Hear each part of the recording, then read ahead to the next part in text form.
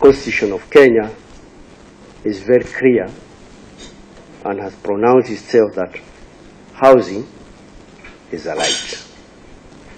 But having said that, how do we ensure that every citizen in the Republic of Kenya gets a house is a momentous task. And this, the government cannot work alone.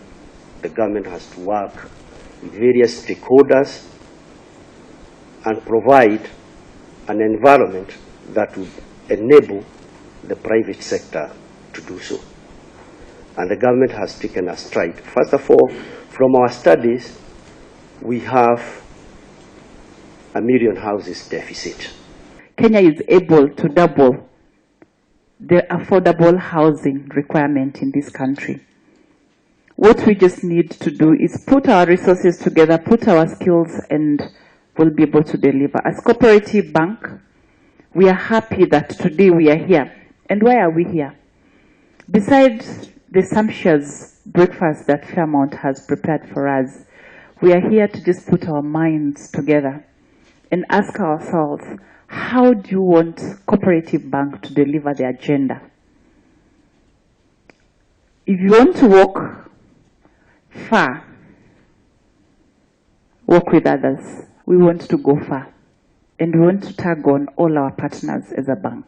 We are looking at the financial. How has that project been structured financially? How is the ability to repay? How has it been determined? How is the equity contribution coming in?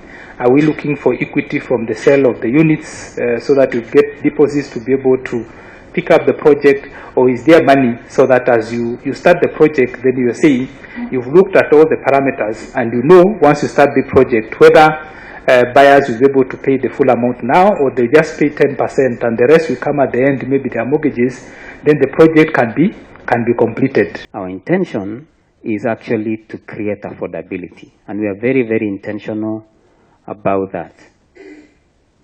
We need our brothers and sisters out there to genuinely access affordable housing. We actually have to shift our market downwards. Our market has been particularly stuck on the middle to high income.